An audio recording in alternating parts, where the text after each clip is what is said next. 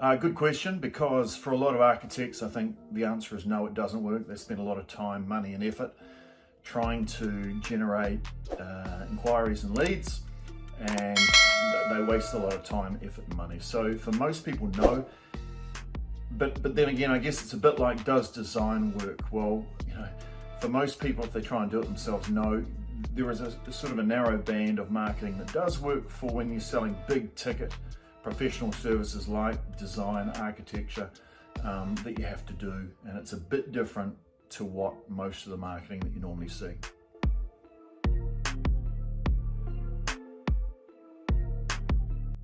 Yeah, okay, so it is different. So most of what we would see would be marketing, retail marketing.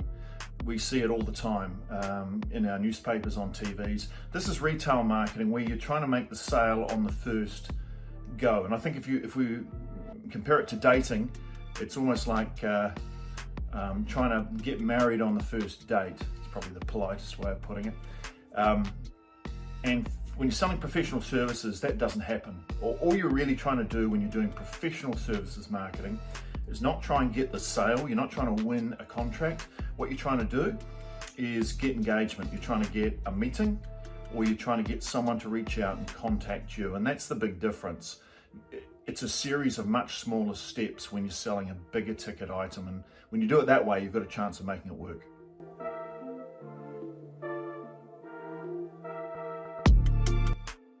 I think the number one biggest mistake architects make is thinking that doing great work is going to be enough. I think you get told at university that a good project is the best marketing you can do. The problem is most of your clients aren't discerning enough to understand great architecture from very good architecture. So it's not enough just to be a great architect. And there's a lot of great architects out there who don't have many projects or not the type of projects that they want. And it's got nothing to do with their ability. So I think the cure, and you may not like this, but number one, you think of yourself as a marketer of architectural services first. If you're running a business, you kind of have to have that mindset firmly entrenched. And number two, you're an architect, right? So number one, you're a marketer of architectural services. Number two, you're an architect. Because if you're not good at number one, then you either don't end up with any projects at number two, or you end up with not the projects you want. So yeah, if it was a case between putting in more time and effort to become a better architect, or putting more time in to be a better marketer of architectural services, I think you know what I think the smarter thing to be would be number one.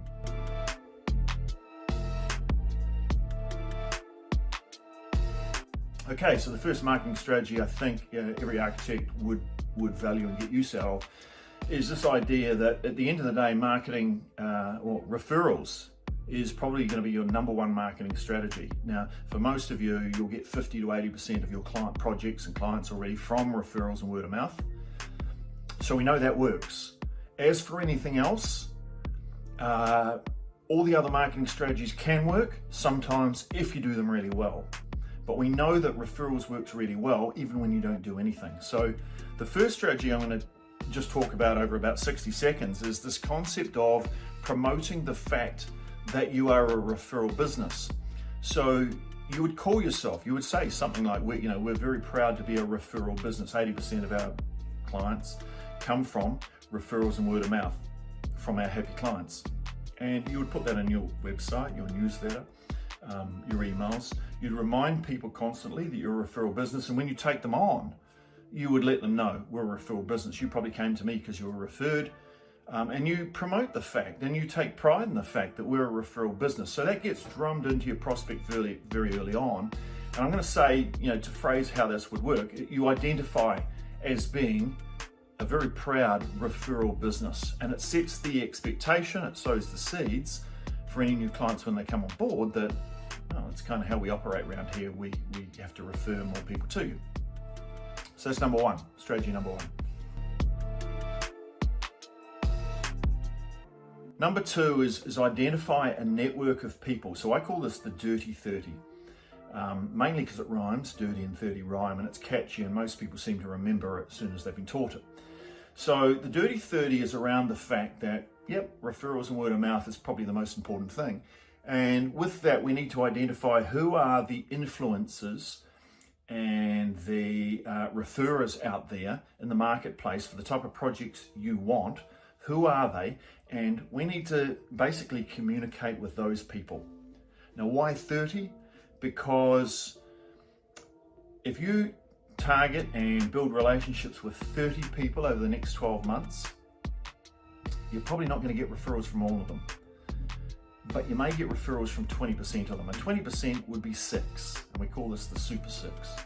Right, now if you had consistent referrals from 6 people, that would probably keep you busier. If you're let's say you're a one-person band, that would probably keep you busier than you could handle. If you've got 10 architects in your firm, then each architect should be developing their own dirty 30, because every architect in your firm should be bringing business in. But anyway, 30 people for each architect, you're only going to get 20% of them become good referrers, but 20% is 6. 6 is enough to keep you busier than you probably need to be.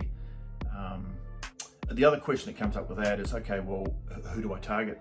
Builders are great. Other architects, maybe, that don't do your type of work, but get questioned around that. All the other people who work in the particular niche that you want to work in. So builders, interior designers, landscapers maybe, past clients would be good people for this dirty 30.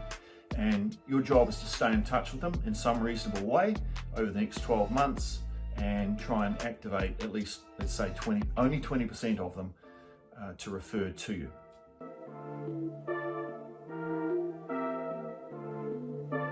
So the third one is referral pricing. And this goes well with the identity of being a referral business.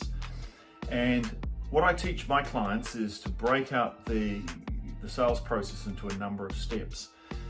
Rather than just trying to jump to a proposal quickly and sell your design services, we break it down to a number of steps. And one of the earliest steps that I get my people to put in place is pre-design research, where you get paid to go and do research and analysis.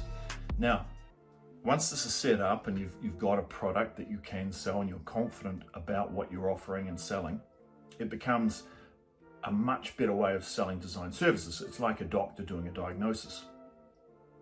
And obviously that's a more professional way to go about it. But at this point, if you are competent at selling what I call an LCC, if you're competent at selling that, you can offer referral pricing, right? So let's say it's a $2,000 package to go away and do some research analysis. You can say, would you like the normal price or the referral price?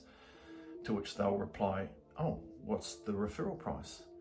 And you go, oh, sorry, didn't I tell you? Yeah, well, as you know, we're a referral business, and most of 80% of our business comes from referrals and word of mouth. So in the past, we've had so much business coming in, we haven't been able to see where it's coming from, and I want to rectify that. So if you're prepared to refer people to us, to one of our LCCs, our pre-design research or anything else, then I can give you this pricing. If you don't think you can refer anyone, or you don't want to, that's fine, then you get the normal price. So what do you think? Would you prefer the normal price or the referral price?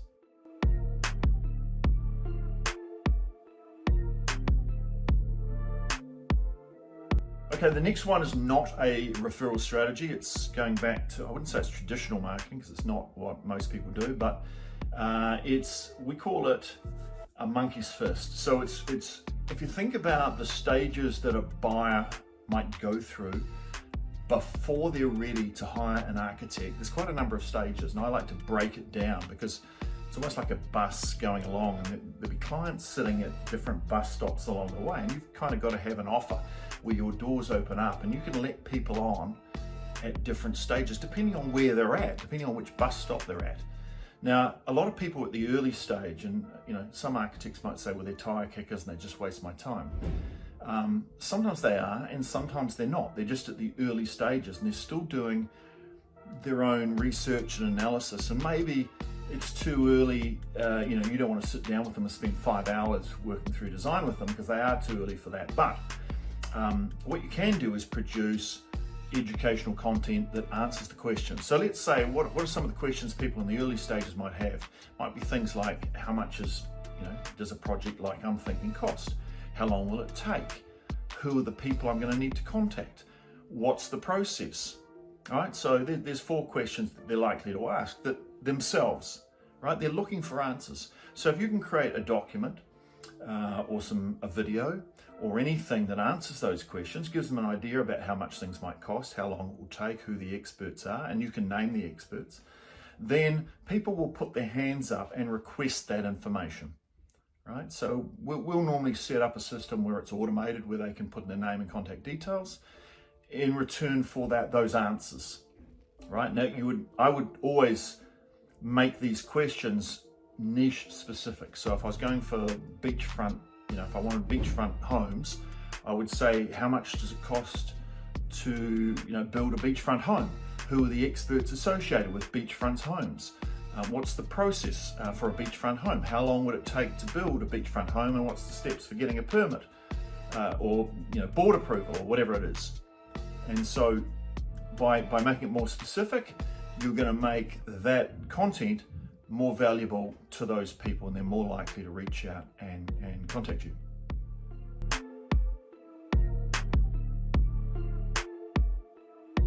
Okay, I'll give you a fifth strategy, and this one really relates to if you're a bit of a specialist, and it does pay to be a bit of a specialist, and that is PR or press releases. So if you think about all the publications out there, in the old days there used to be let's say a newspaper would have 20 or 30 journalists on staff, and there'd be typewriters there, and they'd be working away furiously and then going out into the public, into the city, to capture stories. It doesn't work that way anymore, right? It's too expensive. So what newspapers, TV stations, magazines, any small publication rely on is input from other people, input from people like you, input from experts who can write articles for them.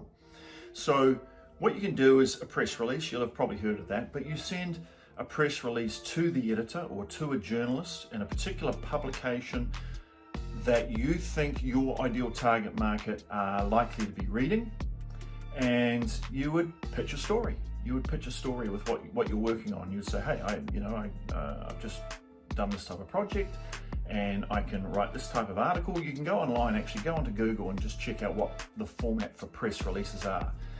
Okay, but you would send an email to an editor using the correct format and basically pitch an article. If they like the article, then they'll take it up, and there's a good chance they can run that article. Now, one good catch is if you get on board with an editor who wants to run an article, offer to run one every single month for them, right? You can have an ongoing column. Now you think, oh, they wouldn't want that. No, they do. They're trying to save money. They don't have the journalists that they need. They don't have the writers they need. They're often trying to run these publications on a shoestring. So if you're any good at writing, then doing a press release to offer your services to a publication that your ideal target market are likely to be reading is probably a good strategy for you. There's a lot of other strategies that I work with. Those are just 5 to get you started. Hope that's of help to you.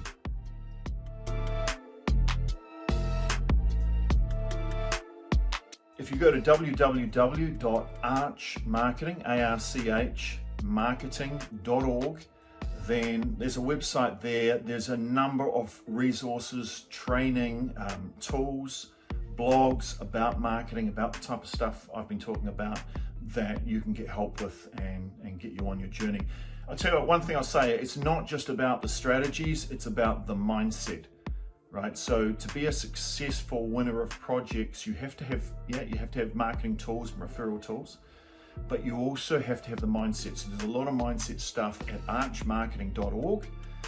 There's a private Facebook group you can join. If you go to Architects Marketing Institute, it's a private group, so go and look for that, and you can join that. There's a lot of resources provided there.